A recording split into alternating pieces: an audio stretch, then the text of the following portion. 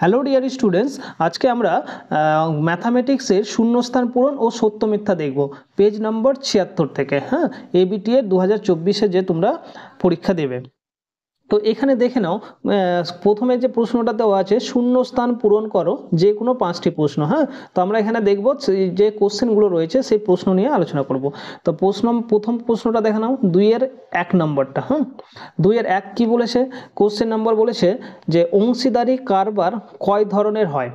তোমরা সবাই জানো যে অংশীদারি কারবার, ঠিক আছে, অংশীদারি কারবার কয় ধরনের হয়? কারবার সাধারণত 2 ধরনের হয়ে থাকে, মাথায় রাখবে। হ্যাঁ, অংশীদারি কারবার 2 ধরনের। প্রথমটাকে আমরা বলি সরল অংশীদারি কারবার, আর পরেরটাকে আমরা বলি মিশ্র অংশীদারি কারবার। সরল অংশীদারি কারবার কীরকম? ধরে নাও, যদি ধরে নাও এ আর বি দুইজন তারা একটি ব্যবসায় নিয়োজিত হবে, তাহলে এ এবং বি যদি ধরে নাও 10,000 টাকা করে, 10,000 করে, এও 10,000 দিল আর বিও 10,000 দিয়ে যদি ধরে নাও 2 বছরের জন্য কোনো একটি ব্যবসায় নিয়োজিত হয়, তাহলে এক্ষেত্রে আমরা কি দেখতে পাচ্ছি? এ আর বি এর মূলধন হচ্ছে একই এবং এ আর বি 2 বছরের জন্যই সেই ব্যবসাটাতে নিয়োজিত হয়েছে। তাহলে এক্ষেত্রে কি হচ্ছে? এ আর বি এর যে অংশীদারি কারবার যে ব্যবসায় নিয়োজিত হয়েছে, তারা কোন অংশীদারি কারবার ব্যবসায় নিয়োজিত হয়েছে? তাহলে সরল অংশীদারি কারবারে। যদি সরলটা, তাহলে কি হচ্ছে? যদি যারা ব্যবসায় নিয়োজিত হবে তাদের যদি মূলধন সেম হয়, একই হয়, এবং তারা একই সময়ের জন্য যদি ওই ব্যবসায় নিয়োজিত থাকে, তাহলে সেই অংশীদারি কারবারকে আমরা সরল অংশীদারি কারবার বলব। আর মিশ্র অংশীদারি কারবার কি? ধরে নাও এ আর বি যদি তারা একটি অংশীদারি কারবারে নিয়োজিত হয়, ব্যবসায় নিয়োজিত হয়, তাহলে দেখা যাবে হয়তো এ আর বি, এ হয়তো 20,000 টাকা দিয়ে একটি ব্যবসায় স্টার্ট করলো, ওই ব্যবসায় নিয়োজিত হলো, আর বি সেখানে হয়তো 10,000 টাকা দিয়ে ওই ব্যবসায় নিয়োজিত হলো। তাহলে মূলধন তাদের একই হতে পারে অথবা আলাদাও হতে পারে, যে এ 10 দিয়েছে ও 10 দিয়েছে, কিন্তু এখানে হচ্ছে সময়টা কিন্তু আলাদা হবে। সাপোজ ধরে নাও এ হয়তো ওই ব্যবসার মধ্যে 5 মাস কাজ করেছে, 5 মাস নিয়োজিত হয়েছে, আর বি সেই ব্যবসায় হচ্ছে 7 মাস নিয়োজিত হয়েছে। ঠিক আছে, তাহলে এদের সময়টা হচ্ছে আলাদা। মূলধন আলাদা, একই হতে পারে আবার আলাদাও হতে পারে। মূলধন আলাদা এবং তাদের কিন্তু সময়টাও আলাদা ওই ব্যবসায় নিয়োজিত হওয়ার সময়। তবে ওই অংশীদারি কারবারটাকে আমরা কিন্তু বলবো মিশ্র। তাহলে সরল কি হচ্ছে? একই মূলধন একই সময়। আর মিশ্রতে কি হচ্ছে?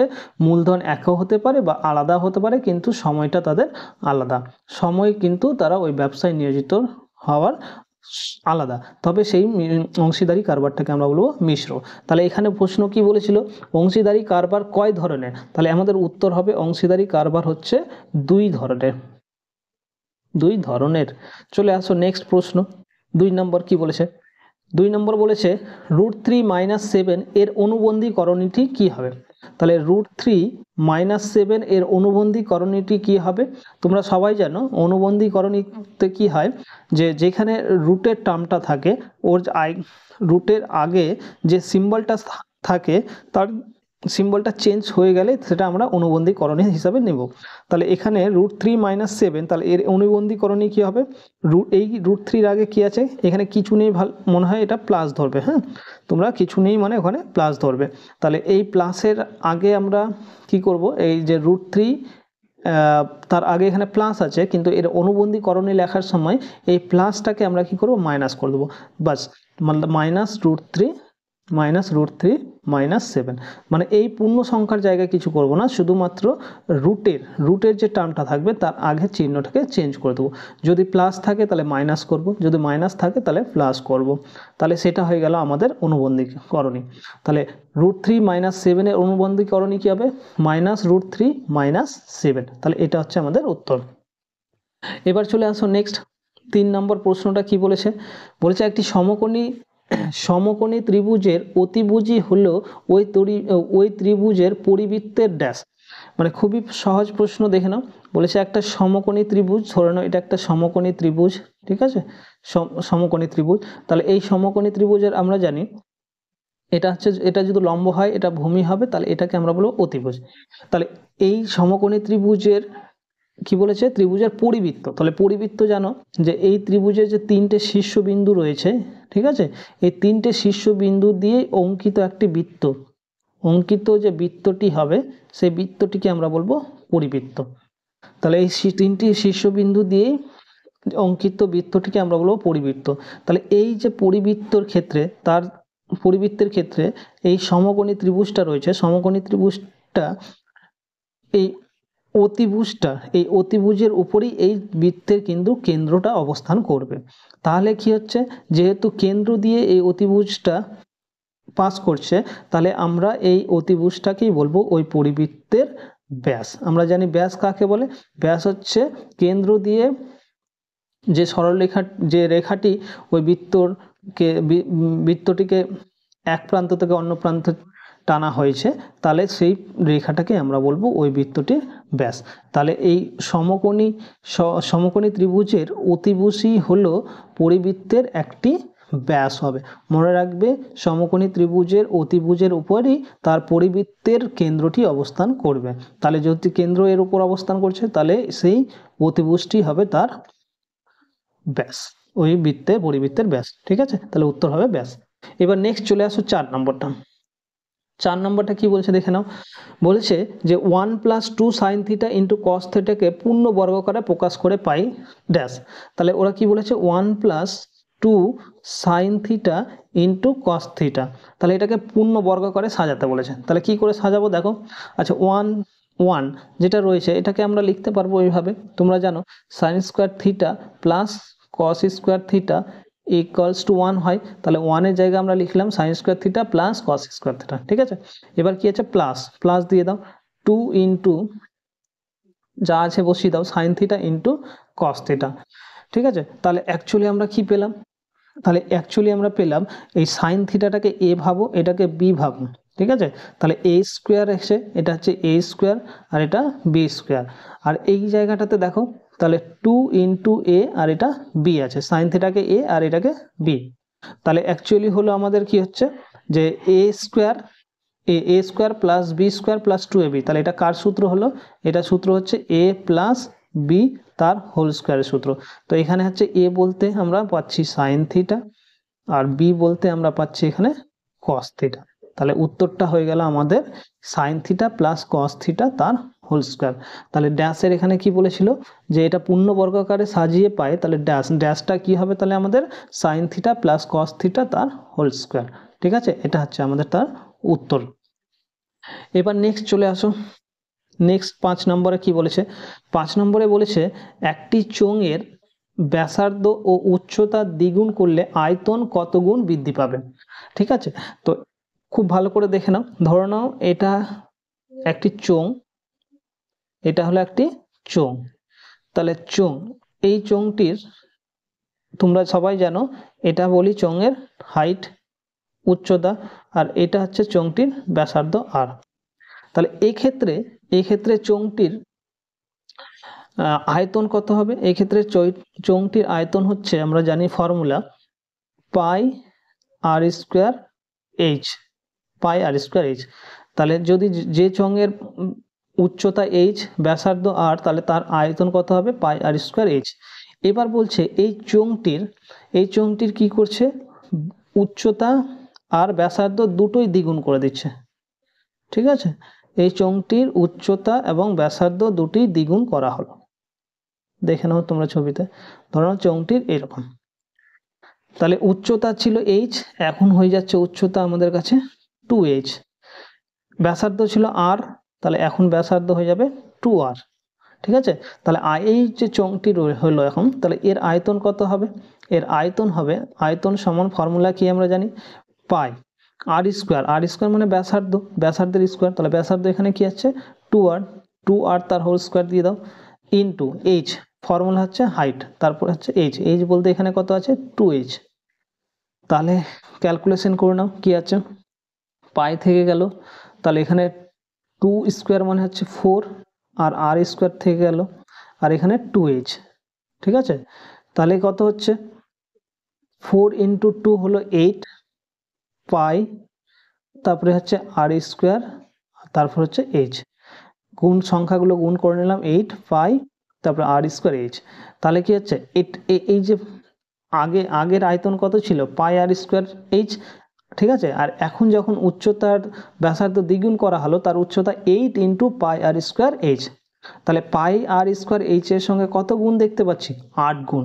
তাহলে কোশ্চেনে কি বলেছিল, একটি চোঙের ব্যাসার্ধ ও উচ্চতা দ্বিগুণ করলে আয়তন কত গুণ বৃদ্ধি পাবে। তাহলে উত্তরটা হয়ে যাবে আমাদের 8 গুণ, 8 গুণ বৃদ্ধি পাবে, 8 গুণ বৃদ্ধি পাবে। ঠিক আছে, আশা করি সবাই বুঝতে পারলে। এবার চলে আসি নেক্সট প্রশ্নে, কি বলেছে দেখে নাও। দুই ধরনের ওজাইবের ছেদ বিন্দুর ভুজকে আমরা কি বলবো। ঠিক আছে, তোমরা রাশিবিজ্ঞানে সবাই জানো যে ওজাইব কি। ওজাইব কিন্তু আমরা লেখচিত্রতে দেখেছি, এই যে দেখে নাও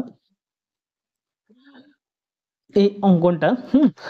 রাশিবিজ্ঞানে তোমরা দুই ধরনের ওজাইব দেখেছো, একটা হচ্ছে বৃহত্তর সূচক ওজাইব আর একটা হচ্ছে ক্ষুদ্রতর সূচক ওজাইব।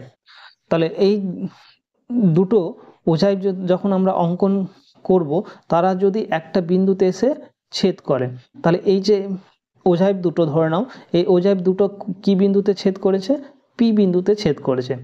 তাহলে এই পি বিন্দুটার স্থানাঙ্ক কত দেখা যাচ্ছে, এই যে দেখে নাও পি বিন্দুর স্থানাঙ্ক কত বলেছে, পি বিন্দুর স্থানাঙ্ক বলেছে যে পি বিন্দুতে ছেদ করেছে, তাহলে ওই পি বিন্দুর স্থানাঙ্ক হচ্ছে অ্যাকচুয়ালি 32,50। পি বিন্দুর স্থানাঙ্ক কত হচ্ছে, এটা হচ্ছে 32 এসছে, আর এখানে আছে হাইটটা হচ্ছে 50। তাহলে পি বিন্দুর স্থানাঙ্ক হচ্ছে 32,50। তাহলে আমরা এই ওজাইব থেকে যে ক্ষুদ্রতর আর বৃহত্তর এই দুটো সূচক ওজাইব দেখতে পাচ্ছ, তারা যে বিন্দু দুটোতে ছেদ করেছে সেই বিন্দুটা হচ্ছে পি। তাহলে পি বিন্দুটার স্থানাঙ্ক হচ্ছে 32,50। ঠিক আছে, তাহলে এই যে ছেদ বিন্দুটা রয়েছে 32,50, তাহলে এই ছেদ বিন্দুর তোমরা সবাই জানো যে কোনো ছেদ বিন্দুর প্রথমেরটা হয় ভুজ আর পরেরটা হচ্ছে কোটি। প্রথমেরটাকে বলি ভুজ আর পরেরটাকে আমরা বলি কোটি।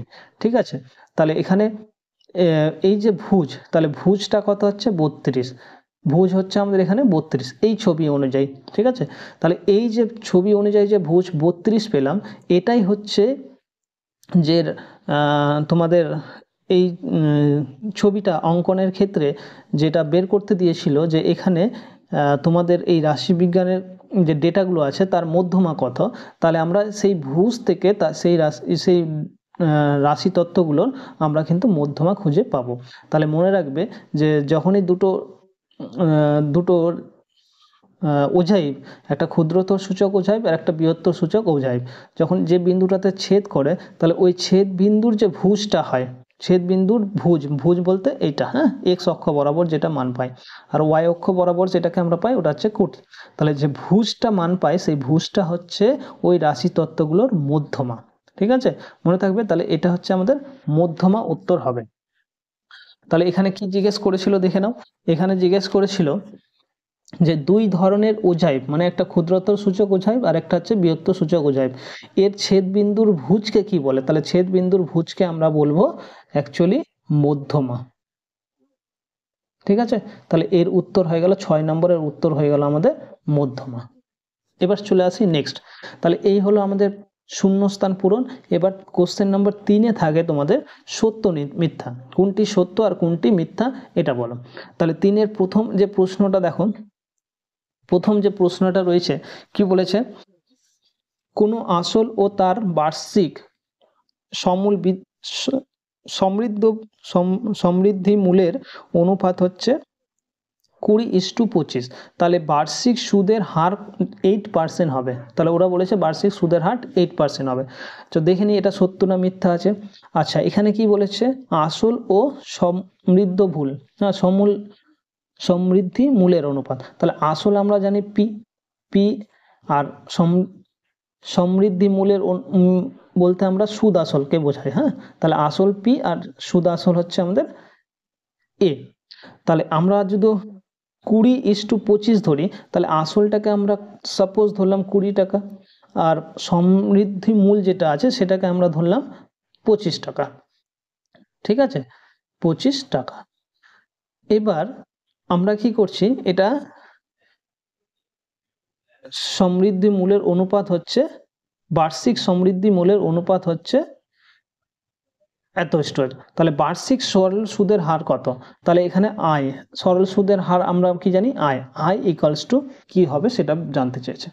তাহলে আসল দেওয়া হচ্ছে ধরে নাও 20 টাকা, তাহলে সুদ আসল হচ্ছে 25 টাকা। তাহলে হচ্ছে সরি আয় না, আয় সরল সুদের হার মানে আরটা জানতে চাইছে, হ্যাঁ, রেট অফ ইন্টারেস্ট আরটা জানতে চাইছে। তাহলে এখানে সুদ তো পেয়ে যাব, সুদ আমরা পেয়ে যাব, যে সুদ কি করে পাবো, সুদ আসল থেকে আসলটা বাদ দিয়ে দাও, সুদ আসল হচ্ছে 25 টাকা আর আসল হচ্ছে 20 টাকা, এটা মাইনাস করে দাও। তাহলে সুদ আসল থেকে আসল বাদ দিলে যেটা হচ্ছে 5, তাহলে এই 5টা হচ্ছে আমাদের সুদ 1 বছর। সময়টা কত বলেছিল, সময়টা হচ্ছে বার্ষিক যেহেতু, তাহলে আমরা 1 বছর ধরবো। তাহলে এখানে কি ধরলাম, কোনো আসল ও তার বার্ষিক সমূল্যের অনুপাত যেহেতু 20:25 দিয়েছে, তাহলে আমরা বার্ষিক আসলটাকে আমরা ধরলাম 20 টাকা, আর সমূল বৃদ্ধি যেটা হচ্ছে সুদ আসল যেটা হচ্ছে সেটা হচ্ছে 25 টাকা। তাহলে এখানে সুদ হিসাবে আমরা পাচ্ছি কত, 25 মাইনাস 20, তাহলে হচ্ছে 5 টাকা হচ্ছে সুদ। আর এখানে জানতে চেয়েছে যে বার্ষিক সুদের হার 8%, আমরা ওইটাই বের করে দেখব 8% হয় কিনা, এটা বের করব। আর এখানে কি আছে, যেহেতু বার্ষিক সুদ বলেছে তাহলে টি এখানে হবে 1 বছর। তাহলে তোমরা সবাই জানো যে বার্ষিক সুদের হার আয়, সুদের পরিমাণ I equal to P into R into T by 100, এই ফর্মুলাটা সবাই জানো, I equal to P R T by 100। এবার কি হচ্ছে, মানগুলো বসিয়ে দেবো। আয়ের ভ্যালু কত হচ্ছে 5 বসিয়ে দাও, ইকুয়ালস টু পি এর ভ্যালু কত হচ্ছে 20, এখানে বসিয়ে দাও। আর এর মান কত এটাই আমরা জানতে চাইছি, আর টি এর মান কত 1 বসিয়ে দিলাম, বাই 100, বাই হচ্ছে 100। এবার কি করব আমরা, একটু সিম্পলিফাই করো, এটা দিয়ে করো, 20 দিয়ে পুরোটাই কেটে যাবে, এটা 20 5 100, ঠিক আছে। এবার এই কর্নার গুণ করে দাও, তাহলে এদিকে হলো 25 হয়ে গেল, আর এদিকে থেকে গেল আর, তাহলে আর ইকুয়াল টু আমরা কি পাচ্ছি 25%। তাহলে রেট অফ ইন্টারেস্টটা কত হচ্ছে 25%। কিন্তু কোশ্চেনের অনুযায়ী বার্ষিক সুদের হার কত বলেছিল 8%, কিন্তু আমরা ক্যালকুলেশন করে দেখছি তার বার্ষিক সুদের হার কত পাচ্ছি 25%। তাহলে এখানে যে হবে সেটা সত্য হবে না, ঠিক আছে, এটা হবে আমাদের মিথ্যা। তাহলে উত্তর কত হয়ে যাবে, মিথ্যা। তাহলে এই বিবৃতিটি যেটা বলেছিল 3-1 সেটা হয়ে গেল মিথ্যা। এবার চলে আসো কোশ্চেন নাম্বার 2। কোশ্চেন নাম্বার 2 এ কি বলছে দেখে নাও, বলছে যদি x ভ্যারিজ y হয় তাহলে x to the power n varies y to the power n হবে কি। বলেছে x যদি y এর সাথে ভ্যারি করে তাহলে x to the power n varies y to the power n হবে কি।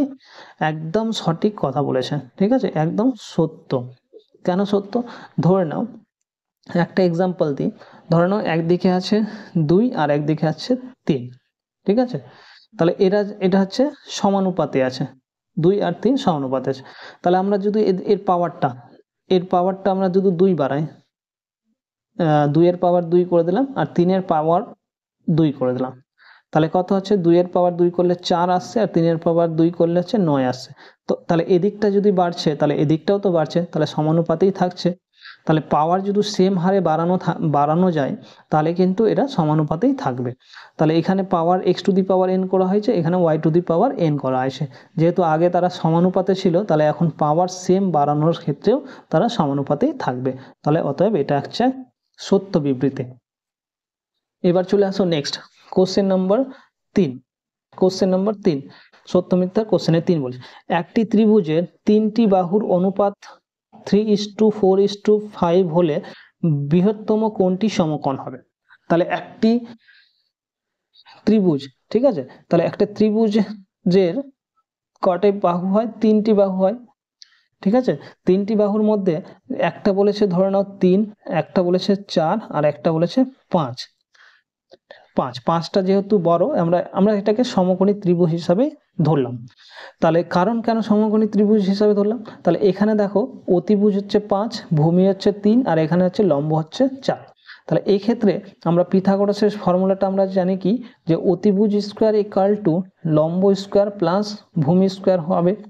যদি হয় বাহুগুলোর অতিভুজ স্কোয়ার প্লাস লম্ব স্কোয়ার প্লাস ভূমি স্কোয়ার যদি হয়, ঠিক আছে, এটা যদি সমান হয় তাহলে ত্রিভুজটা কি ত্রিভুজ হবে? একটা সমকোণী ত্রিভুজ তৈরি হবে, সমকোণী ত্রিভুজ হবে।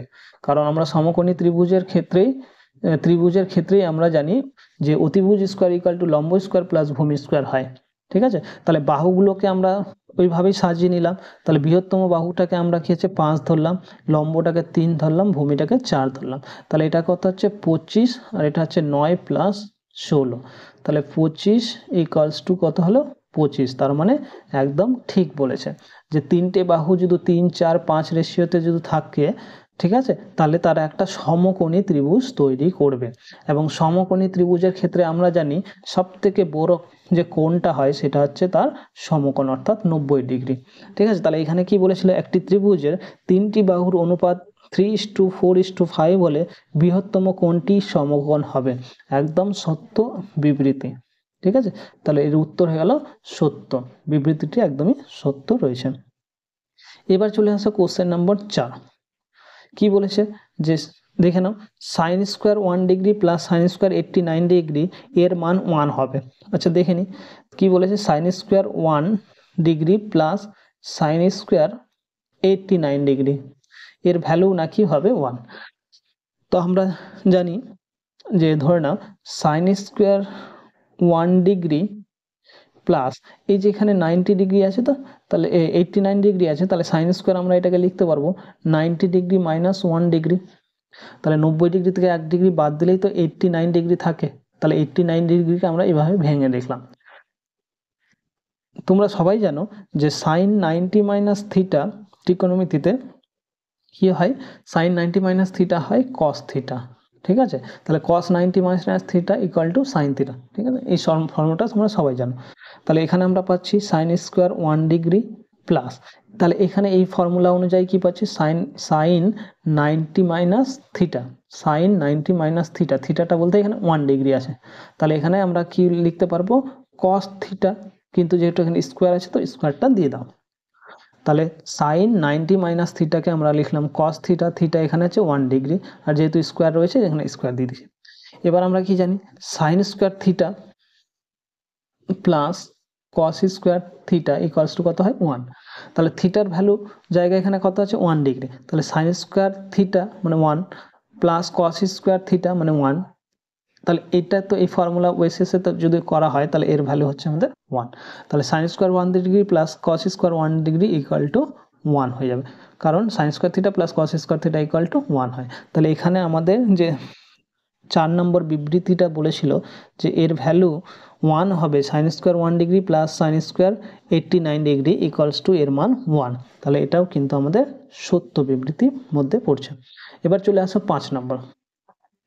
5 নম্বরে কি বলেছে দেখে নাও। বলেছে একটি নিরেট অর্ধগোলকের তল সংখ্যা 1। একটা নিরেট অর্ধগোলক, নিরেট অর্ধগোলক, তাহলে ধরে নাও এটা একটা গোলক, ঠিক আছে। তাহলে এর অর্ধগোলক বলতে কেন পুরোটা হাফ করে এভাবে কেটে দেওয়া হবে।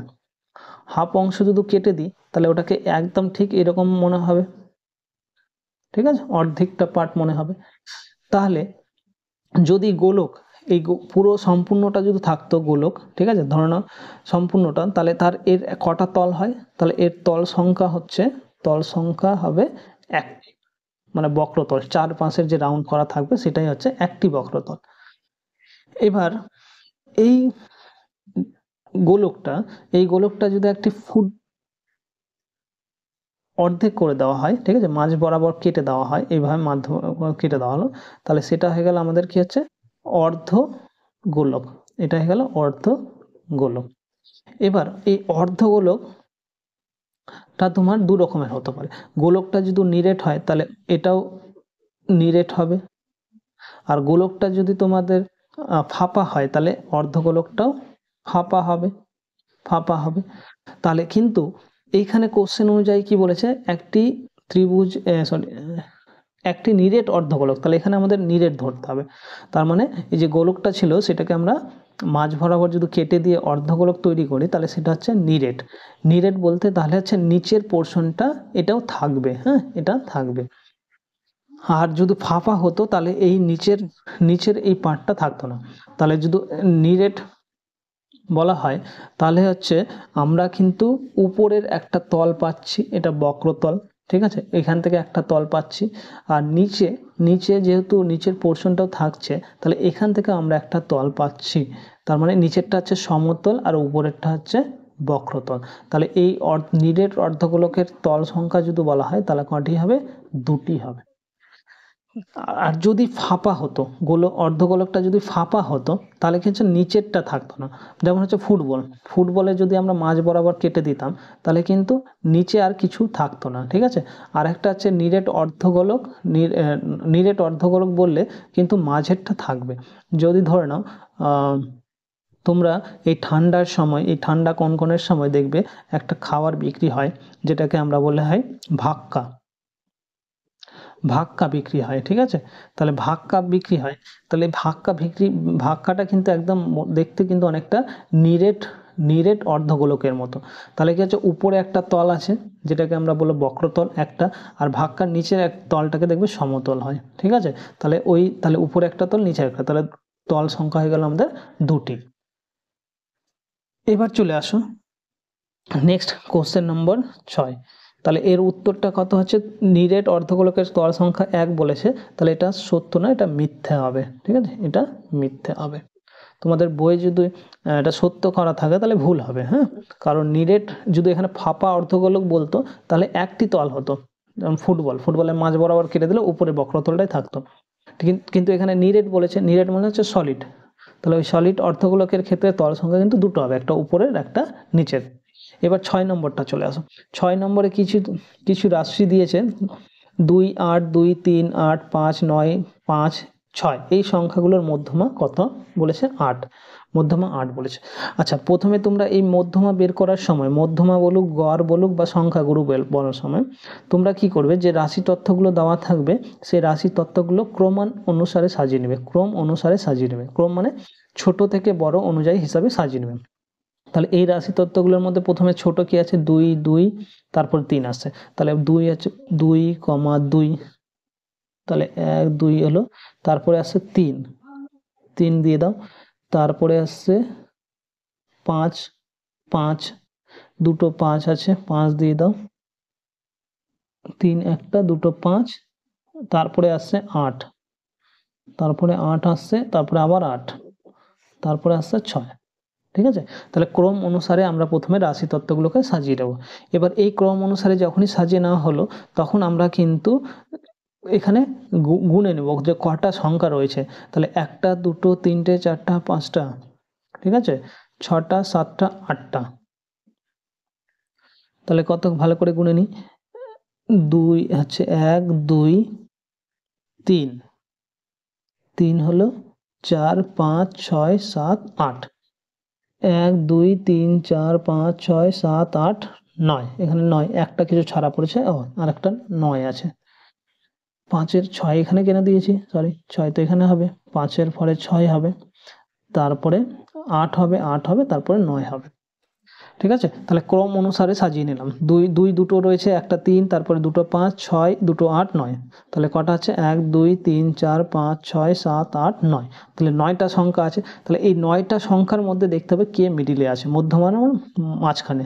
তাহলে এইখান থেকে 1, 2, 3, 4, প্রথম 4টা বাদ দিয়ে দাও, আর এদিক থেকে 1, 2, 3, 4, 6 পর্যন্ত এটা 4টা বাদ দিয়ে দাও। তাহলে মিডিলে কে পড়ে থাকলো? মিডিলে হচ্ছে আমাদের 5 পড়ে থাকলো। তাহলে মিডিলটাই হচ্ছে আমাদের এখানে উত্তর, মধ্যমা। তাহলে মধ্যমা অ্যাকচুয়ালি হচ্ছে 5, কিন্তু কোশ্চেনে আমাদের দিয়েছে 8, তাহলে এখানে কিন্তু মিথ্যা বলেছে। তাহলে মধ্যমা হচ্ছে আমাদের ক্যালকুলেশন অনুযায়ী 5, কিন্তু এখানে বলেছে 8, অর্থাৎ এটা কিন্তু মিথ্যা, ঠিক আছে। তাহলে আমরা আজকে কি দেখলাম? শূন্যস্থান আর সত্য মিথ্যা, পেজ নম্বর 76। এর পরের ভিডিওতে আমরা আবার ঠিক একই রকমভাবে এমসিকিউ, সত্য মিথ্যা আর শূন্যস্থান কোশ্চেনগুলো আলোচনা করব। আর তোমাদের যদি কোনো প্রশ্ন মনে হয় যে স্যার এই পার্টটা করিয়ে দিলে ভালো হবে, তাহলে তোমরা অবশ্যই এই কমেন্টে জানাবে, তাহলে আমি কিন্তু সেই পার্টটা নিয়ে আমি আলোচনা করে দেবো তোমাদের মধ্যে, ঠিক আছে। চলো, সবাইকে টাটা।